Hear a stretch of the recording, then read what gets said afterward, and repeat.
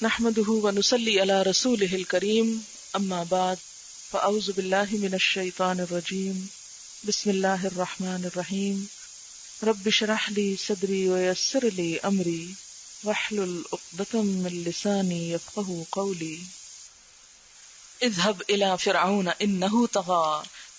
اللہ تعالیٰ فرماتے ہیں جاؤ فرعون کے پاس، وہ سرکش ہو گیا ہے.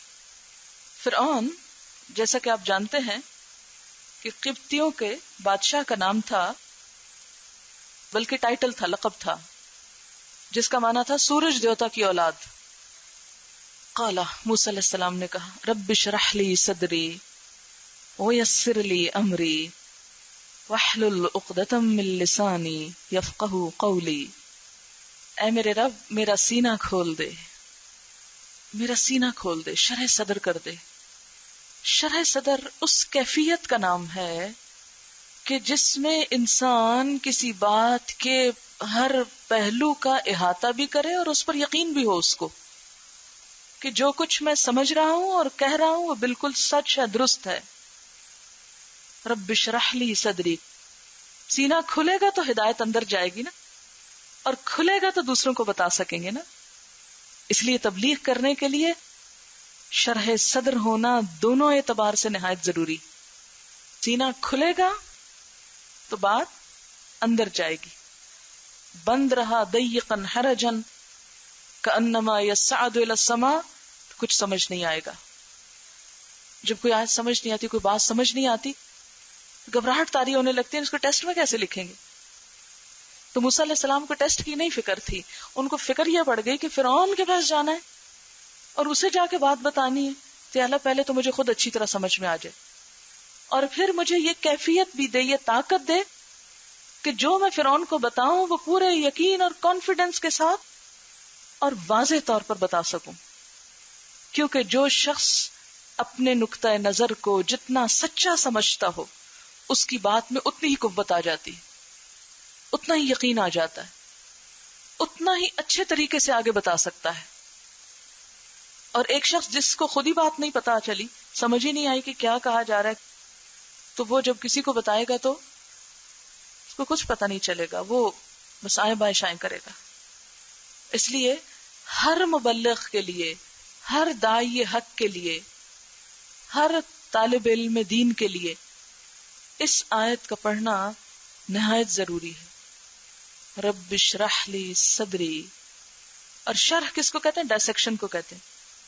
اور جب ڈائسیکشن ہوتی ہے، کانٹ چھانٹ ہوتی ہے، چیر پھاڑ ہوتی ہے، تو پھر اندر تک اثر چلا جاتا ہے. کسی بھی چیز کو کاٹ کے اگر اس میں کچھ بھرا جائے تو وہ پوری طرح چلا جاتا ہے اوپر سے ڈالنے کی بجائے. مثلا جیسے خربوزہ نا آج کل، تو ایک طریقہ یہ ہے کہ آپ اس کے اوپر تھوڑا سا سوراخ کر کے اس میں کچھ ڈالیں، اور ایک یہ کہ کاٹ کے اس کو آدھا کر کے اور اس پر میٹھا یا نمکین جو ڈالنا ہے ڈالیں. قال رب اشرح لی صدری ویسر لی امری. اور میرا کام آسان کر دے. بڑا مشکل ہے تبلیغ کرنا، بڑا مشکل ہے لوگوں کو بتانا. اور فرعون و ملئہ، فرعون اور اس کے سرداروں کے پاس جا کے ایسی گیدرنگ میں خوف آ رہا ہے. کیوں خوف آ رہا تھا؟ موسیٰ علیہ السلام کو اس لیے یہ محسوس ہو رہا تھا کہ بہت متکبر لوگ ہیں. آپ دیکھیں کہ جو عاجز مزاج لوگ ہوتے ہیں ان سے بات کرنا کبھی مشکل نہیں ہوتا، آپ آرام سے اپنی بات ان کو پہنچا سکتے ہیں. لیکن جو متکبر لوگ ہوتے ہیں ان سے بات کرنا بہت مشکل ہوتا ہے. اسی طرح جو کسی بھی اعتبار سے بڑے ہوں، مثلا کوئی شخص علم میں آپ سے بڑا ہے تو آپ بات کرتے ہوئے ہچکچائیں گے. کوئی شخص عمل میں آپ سے بڑا ہے، کوئی شخص دولت میں آپ سے بڑا ہے، کوئی شخص عمر میں آپ سے بڑا ہے، روب میں آپ سے زیادہ ہے. تو کیا ہوتا ہے کہ کسی بھی اعتبار سے اپنے سے بڑے کو بات بتانا ایک مشکل کام ہوتا ہے. تو اس موقع پر ہم سب کے لیے ایک بہت بڑا راستہ موسیٰ علیہ السلام نے آسان کر دیا یہ دعا پڑھ کے کہ کسی کو کسی سے کسی بھی قسم کا اگر خوف لاحق ہو، دین کی بات کسی کو بھی بتانے میں کوئی گھبراہٹ ہو، فوراً یہ دعا پڑھ لیں، بلکہ شروع ہی اس سے کریں. اس کا فائدہ کیا ہوگا کہ ایک دم تسکین ہو جائے گی دل میں. اچھا میں خود اس کو اس طرح ایکسپیرینس کرتی ہوتی ہوں. بعض اوقات یہ ہوتا ہے کہ لوگ مجھ سے سوال کر رہے ہوتے ہیں نا، سوال کر رہے ہیں اور جتنی دیر میں وہ سوال کر رہے ہوتے ہیں اتنی دیر میں سن بھی رہی ہوتی ہوں اور میں دل میں رب اشرح لی پڑھ رہی ہوتی ہوں. یہ نہیں کہ وہ گھبراہٹ میں کوئی ایسی رب اشرح لی صدری، نہیں، پورے یقین کے ساتھ اطمینان کے ساتھ اس سنت کو سامنے رکھتے ہوئے کہ ایسے موقعوں پر اپنے پہ اعتماد نہیں کرنا چاہیے کہ میں تو ہر سوال کا جواب دے سکتی ہوں، بلکہ اللہ سے مدد. رب اشرح لی صدری ویسر لی امری واحلل عقدۃ من لسانی. کھول دے، ہے لام لام حل کہتے ہیں گرہ کھولنا، رسی کی گرہ کو کھولتے ہیں نا، کھول دے عقدہ گرہ من لسانی میری زبان میں، یعنی میری زبان میں جو گرہ پڑی ہوئی ہے جس سے میں بات کرنے میں ہچکچاتا ہوں وہ ہچکچاہٹ دور ہو جائے. کہا جاتا ہے کہ موسیٰ علیہ السلام نے بچپن میں انگارے منہ میں لے لیے تھے، معلوم نہیں ہے سچ ہے یا نہیں، لیکن اگر یہ بات ہو بھی اور اگر نہ بھی ہو تو بھی کوئی فرق نہیں پڑتا، کیونکہ اصل بات یہ تھی کہ فرعون کی طرف جانے میں ہچکچاہٹ تھی. اگر آپ کو بھی یہ کہا جائے جائیں اپنے والد کو یہ بات بتا کے آئیں، تو والد کا ایک روب ہوتا نا ہر ایک کے دل میں کچھ نہ کچھ، تو آپ بتانے میں ایک عجیب مسئلے کا شکار ہو جائیں گے کہ کیا بتاؤں اور کیا نہ بتاؤں، کہاں سے شروع کروں اور کہاں پہ اینڈ کروں، اور کون سی دلیل دوں اور کون سی نہ دوں. یہ چھوٹوں کو تو ڈانٹ ٹپٹ کے بھی چپ کرا لیتے ہیں نا، یہ اس طرح نہیں اس طرح، لیکن بڑوں کو بتانا مشکل ہوتا ہے. بہرحال اے اللہ میری زبان کی گرہ کھول دے. انگارے سے تو چھالا پڑتا، گرہ تو نہیں پڑتی نا. اور پھر دوسری بات یہ کہ منہ میں سلائیوا ہوتا ہے، وہ فوراً اس کو بجھا دیتا ہے. تیسری بات یہ کہ ہاتھ سے اٹھا کے منہ تک لے جانے سے پہلے ہی پھینک دیتا ہے انسان. کبھی آپ نے کوئی گرم چیز اٹھائی ہو تو کیا ہوتا ہے، ادھر ہی پھینک دیتے ہیں. یا اچھا کبھی آپ نے گرم کپ چائے کا جو باہر سے بھی گرم ہو، آپ کے ہاتھوں کو بھی تپ رہا ہو، منہ میں ڈالتے؟ نہیں. ہمیشہ غلطی سے وہ چائے منہ میں چلی جاتی ہے جس کا کپ ہیٹ پروف ہوتا ہے اور آپ کو پتہ نہیں چلتا اور منہ تک چلی جاتی وہ چیز. کبھی بھی وہ چیز جو ہاتھ میں گرم لگ جائے وہ منہ تک جاتی ہی نہیں، اس لیے یہ من گھڑت کہانی لگتی ہے، لیکن بہرحال. اور ویسے بھی آپ دیکھیں کہ اللہ تعالیٰ اپنے پیغمبروں کو ان لوگوں میں سے چنتا ہے جو ہر لحاظ سے بہت، یعنی اپنی شخصیت اور صلاحیت کے اعتبار سے بڑھے ہوئے ہوتے ہیں. ایسے نہیں تھا کہ موسیٰ علیہ السلام کو بات کرنا نہیں آتی تھی، نہیں، وہ ایک وقتی کیفیت تھی، ایک انقباض کی سی کہ جسے اس دعا کے ذریعے دور کرا دیا گیا. اور پھر یہ دعا منگوائی گئی کہ یفقہوا قولی، کہ اللہ وہ میری بات سمجھ جائیں. بعض اوقات آپ ایک لمبی تقریر کرتے ہیں اور اگلے بندے کو بات کچھ سمجھ نہیں آتی. تبلیغ کا اصل مقصد کیا ہے؟ بات سمجھا دینا. یفقہوا قولی، ہر بتانے والے کی جو نیت اور کوشش اور خواہش ہونی چاہیے کہ لوگوں کو بات سمجھ میں آ جائے. بہت سارے مبلغ اس فکر میں رہتے ہیں کہ ہم کیا الفاظ چوز کر رہے ہیں، ہمارا بولنے کا سٹائل کیسا ہے، ہم کتنا خوبصورت بول رہے ہیں، اور اگر ان کی ساری سپیچ کا نچوڑ نکالا جائے کہ کیا کہا کیا دیا، وہ کچھ بھی نہیں سمجھ میں آتا. یہ سب ہنگامہ کس لیے تھا؟ کبھی بھی یاد رکھیں کہ کسی کو کچھ بتانے کے لیے نکلیں تو سیلف پروجیکشن سے پرہیز کریں کہ ایسا بول کر آؤں کہ لوگ دانتوں میں انگلیاں دبا لیں، اور اسی قسم کی اور نیتیں. اس میں ایک اور خرابی یہ ہے کہ جب آپ اپنا روب وقار قائم کرنے کے لیے جاتے ہیں نیت خراب کر کے، تو اس بتانے کا کچھ اجر نہیں ملے گا.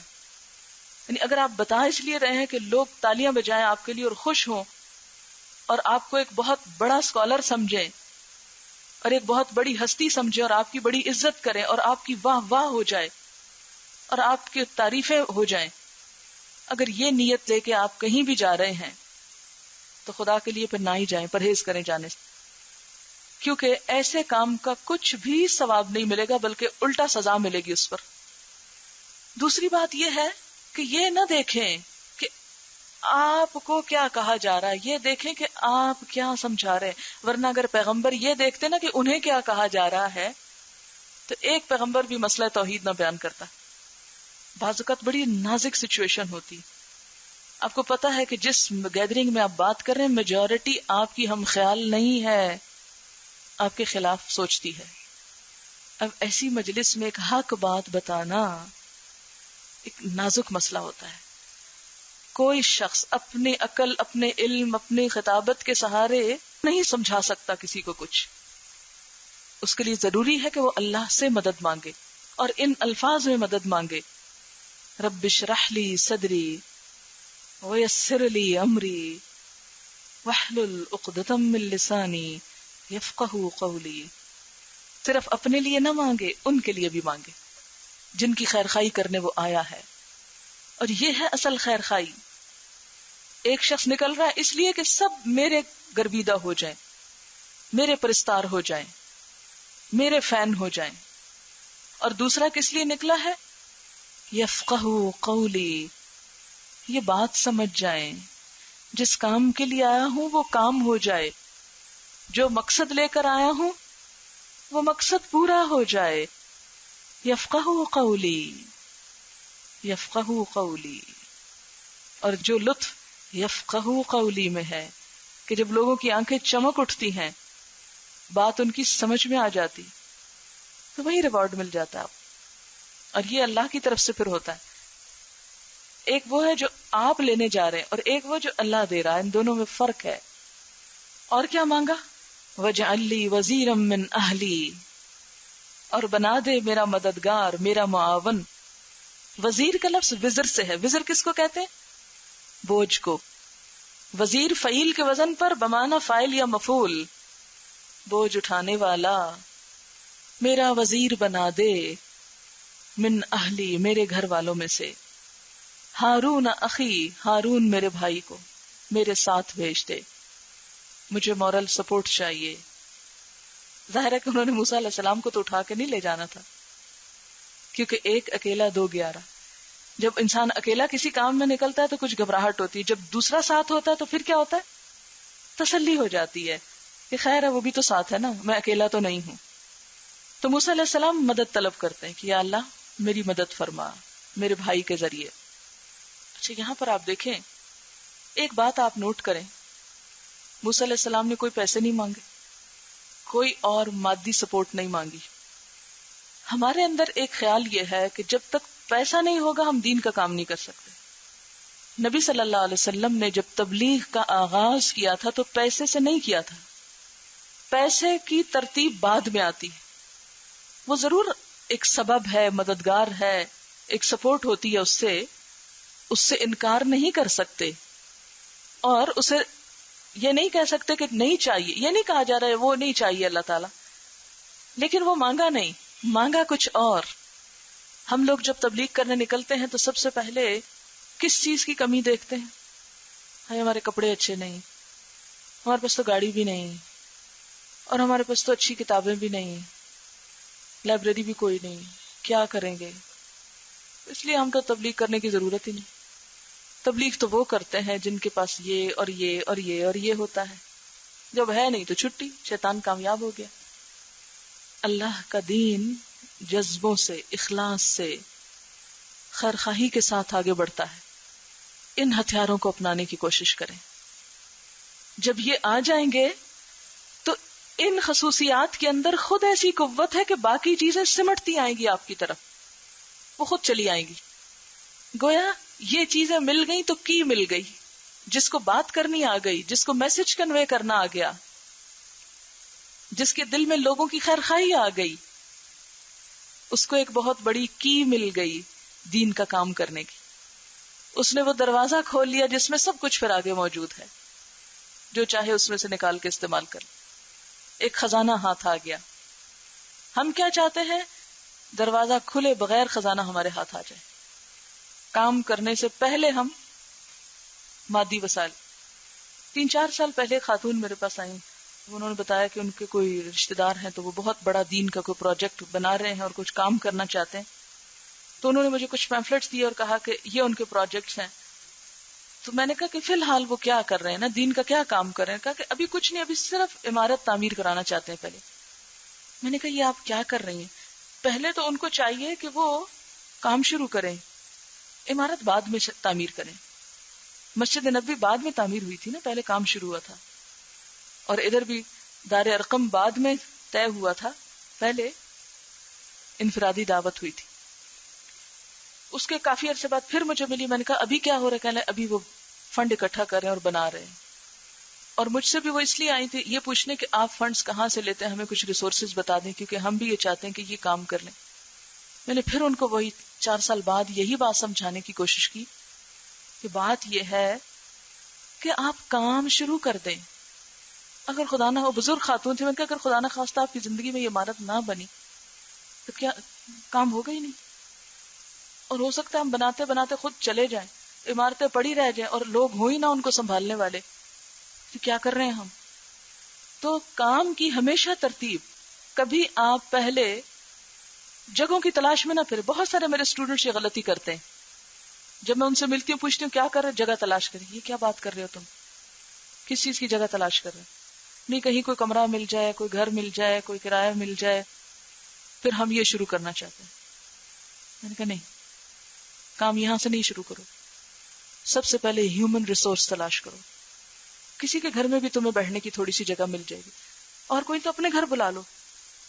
بات تو شروع کرو, مقصد سے شروع کرو. جب لوگوں کو آپ کی ذات سے فائدہ پہنچنے لگے گا, لوگ مکان کیا اپنے دل حاضر کر دیں گے, اپنی جان حاضر کر دیں گے, سب کچھ دے ڈالیں گے. تو یہاں پر موسیٰ علیہ السلام فرعون کے پاس جانے کے لیے نہ اللہ تعالیٰ سے سواری مانگتے ہیں کہ اللہ تعالیٰ میں نے دربار میں محل میں جانا ہے, کوئی اچھے سے کپڑے بھیج دیں, اچھی سی سواری گاڑی بھیج دیں, اچھی سی خوشبو بھیج دیں, تاکہ میں ایسی امپریسو پرسنالٹی بن کر جاؤں کہ وہ میرے لیے سب دروازے کھول دیں. کہتے ہیں رب اشرح لی صدری, میرا کام تو پہنچانا ہے, مجھے وہ سکلز دے اور وہ صلاحیتیں دے جس سے میرا میسج پہنچ جائے. ویسر لی امری, اور اس مہم پہ جو میں جا رہا ہوں اس کو آسان کر دے. واحلل عقدۃ من لسانی یفقہوا قولی واجعل لی وزیرا من اہلی. انسان بڑی قیمتی چیز ہوتے ہیں, مادی چیزیں پھر مل جاتی ہیں, انسان نہیں ملتے. واجعل لی وزیرا من اہلی, میرا مددگار پیدا کر. یہ بوجھ بہت بڑا بوجھ ہے. ہارون کو بھی نبوت دے, کوئی بخل نہیں. ہم کیا چاہتے ہیں, اگر ہم کام کر رہے ہیں تو کوئی اور اس قابل ہی نہ ہو کہ وہ یہ کام کر سکے, تاکہ کوئی ہمارے مقابلے پہ ہی نہ آئے. کسی کے اندر ایسے گٹس ہوں تو اسے ڈسکارڈ کر دو. جو دین کی خیرخواہی چاہتا ہے وہ ہر اس شخص کو اکٹھا کرے گا کہ جس سے دین کا کام آگے بڑھے. پھر وہ حسد اور رقابت کا شکار نہیں ہوگا. عموماً آپ دیکھیں کہ بہن بھائیوں کے اندر رقابت ہوتی, حسد ہوتا ہے. اخوان یوسف کا قصہ پتہ ہے نا آپ کو, کیا تھا؟ بھائیوں نے سب سے زیادہ مخالفت کی تھی. یہ بھی 2 بھائی ہیں یہاں, لیکن جب تقویٰ آتا ہے تو بھائیوں کے تعلقات بھی بدل جاتے ہیں. کہتے ہیں بھائی کو بھی نبوت دیجئے. اشدد بہ ازری, اس کے ذریعے میری قوت مضبوط کیجئے. واشرکہ فی امری, اور میرے کام میں اسے شریک کیجئے. یعنی رسالت اور نبوت کے کام میں اسے میرا شریک کر دیجئے. شراکت ایک تکلیف دہ احساس ہوتا ہے, کسی بھی چیز میں شریک ہونا. مثلا کسی کی محبت میں کوئی شریک ہو جائے, کسی کے مال میں کوئی شریک ہو جائے, کسی کے گھر میں کوئی شریک ہو جائے, تو کسی کو کسی بھی چیز میں شریک کرنا ایک بہت مشکل مرحلہ ہوتا ہے. تھوڑا تنگ ہو کے بیٹھ کر کسی کو جگہ دے دینا کہ وہ بھی سن لے, اور گرمی بھی اگرچہ بڑھ جائے لیکن ایک مشکل کام ہوتا ہے. لیکن جو لوگ دین کی بھلائی چاہتے ہیں, دین کی سربلندی چاہتے ہیں, دین کی خیرخواہی چاہتے ہیں, وہ اپنی جان پہ تکلیف اٹھا کے دوسروں کے لیے سہولت پیدا کرتے ہیں.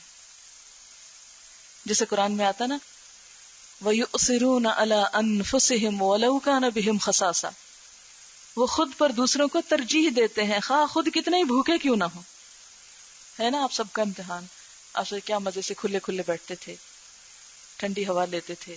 اب اتنا رش ہو رہا ہے, اب جگہ بھی تنگ ہو گئی اور گرمی بھی زیادہ ہو گئی. جب ہم خود غرض ہوتے ہیں تو ایسا ہی سوچتے ہیں. جب ہم اپنی آخرت بنانا چاہتے ہیں اور اللہ کے ہاں بڑا بننا چاہتے ہیں اور دین کا فائدہ چاہتے ہیں, پھر ایسی کوئی قربانی بڑی بھی نہیں لگتی. انسان کہتا ہے یہ تو کچھ بھی نہیں. کئی نسبحک کثیرا، تاکہ ہم تیری بہت زیادہ تسبیح کریں. تسبیح بھی جب انسان مل کر کرتا ہے کسی اور کے ساتھ شریک ہو کر تو اس کی بھی لذت بڑھ جاتی. وہی جو اس دن بات ہو رہی تھی نا، ایک چارج ہوتا ہے. سب جب ایک ہی سوچ رہے ہوتے تو سب کی قوت ایک دوسرے میں ٹرانسفر ہو رہی ہوتی اور ایمان بڑھنے لگتا ہے کہ میں اکیلا بیٹھ کے تجھے یاد کروں گا، یہ کام اٹھاؤں گا، میرا بھائی میرے ساتھ ہوگا، کام بھی اکٹھے کریں گے، تسبیح بھی اکٹھے کریں گے اور زیادہ کریں گے. ایک کر کے تھک جائے گا تو دوسرا اس کو کھینچ لے گا، چلو آؤ کرتے ہیں. اچھا آپ گھر میں اکیلے ہوتے ہیں نا تو نماز پڑھے. لیکن جب آپ سب کے ساتھ ہوتے ہیں تو ایک پڑھا دوسرا تو کہتے ہیں وہ پڑھا تو میں کیوں نہ پڑھ لوں، تو جلدی سے وہ کام ہو جاتا ہے. تو موسیٰ علیہ السلام کتنے سیانے ہیں نا، اللہ سیانوں کو ہی ایسی چیزیں دیتا ہے، ایسی نعمتیں جو دین کے معاملے میں سیانے ہوتے ہیں. کہتے کئی نسبحک کثیرا ونذکرک کثیرا، تاکہ ہم تیری بہت تسبیح کریں اور تجھے بہت زیادہ یاد کریں. تنہائی میں بھی انسان یاد کرتا ہے، لیکن آپ نے دیکھا ہوگا کچھ دوستوں کے پاس بیٹھ کر زیادہ ہی اللہ کی یاد آتی ہے، انسان زیادہ اللہ کی باتیں کرتا ہے. آپ گھر والوں کے پاس بیٹھتے ہیں وہ اور باتیں کرتے ہیں، لیکن جب آپ اپنے ہی ہم خیال انسان کے ساتھ بیٹھتے ہیں تو سارا وقت آپ کی باتیں یہی ہوتی ہیں. جب آپ دنیا والوں میں بیٹھتے ہیں وہ نا لا یصدنک عنہا من لا یؤمن، یہ آیت 16 میں کہا گیا تھا نا. بس کوئی ایسا شخص جو اس پر ایمان نہیں لاتا اور اپنی خواہش نفس کا بندہ بن گیا ہے تجھ کو اس گھڑی کی فکر سے روک نہ دے. غافلوں کے پاس بیٹھو گے تو کیا ہوگا؟ غافل ہوتے چلے جاؤ گے. کئی نسبحک کثیرا ونذکرک کثیرا، تاکہ ہم تیری بہت تسبیح کریں، تیرا بہت ذکر کریں. اب یہ تیسری دفعہ آ رہی ہے بات ذکر کی کہ اللہ کی ایسی محبت، اللہ کے دین کی ایسی محبت، مقصد کی ایسی محبت کہ جہاں بیٹھے انسان کوئی اور بات سوجے ہی نہ، وہ دل دماغ ہوش حواس ہر چیز میں چھائی جائے کہ سوچ بھی وہی، بول بھی وہی، لین دین ہر چیز وہی اور وہی، ہر چیز میں تو ہی تو ہے. وَنَذْكُرَكَ كَثِيرًا. تو یہ اللہ کی نعمتوں میں سے ایک بہت بڑی نعمت ہوتی ہے کہ انسان اپنے ہم خیال لوگوں کے پاس بیٹھے اور اللہ ہی کی باتیں کرتا چلا جائے. جب ایسی کمپنی انسان کو مل جائے تو پھر انسان جو اللہ کے راستے میں چل رہا ہوتا ہے نا دوڑنے لگتا ہے، پھر تیزی کے ساتھ اللہ کی طرف بڑھنے لگتا ہے. اِنَّكَ كُنْتَ بِنَا بَصِيرًا، بے شک تو ہم کو دیکھنے والا ہے، تو ہمارے حال پہ نگران رہا ہے. قَالَ قَدْ أُوتِيتَ سُؤْلَكَ يَا موسیٰ، فرمایا تحقیق تم دے دیے گئے اپنا سوال، اپنی تمنا اے موسیٰ. موسیٰ جو تو نے مانگا دے دیا گیا. بالکل ایسے ہی نا کہ جیسے اللہ تعالیٰ اپنے کام کے لیے بھیج رہے ہیں مشن پہ تیار کر کے. موسیٰ علیہ السلام کہتے اللہ تعالیٰ یہ چاہیے یہ چاہیے یہ چاہیے، اللہ تعالیٰ کہتے ہیں اچھا سب کچھ مل گیا، جاؤ تو صحیح، کرو تو صحیح یہ کام. کیونکہ اللہ کا وعدہ ہے کہ جو اس کے راستے میں نکلے گا وہ اپنی مدد ضرور بھیجے گا اس کے ساتھ، پھر اس کی دعائیں بھی قبول ہوں گی. اس کی اپنی دعائیں کیا، مچھلیاں بھی اس کے لیے دعائیں کریں گی، چیونٹیاں بھی اس کے لیے دعائیں کریں گی، جو علم کے راستے پہ نکلا، جو خیر کے راستے پہ نکلا. اچھا یہ سؤل کا جو لفظ ہے نا یہ بھی بڑا دلچسپ ہے. سؤل کہتے ہیں ایسی حاجت جس کی طبیعت کو ہرس ہو، ایسی ضرورت حریص ہو جس پہ انسان کہ مل ہی جائے، بس اس کے بغیر میرا گزارا ہی نہیں. اور سؤل جو طلب کی جا چکی ہو، مانگی جا چکی ہو. اور تمنا کے لیے ایک اور لفظ بھی ہے نا، امنیہ جو ہوتی ہے نا، امانی، غرتہم الامانی، ایسی تمنا جو دل میں ہی ہو. اور سؤل جو بول دی گئی ہو، مانگ لی گئی ہو.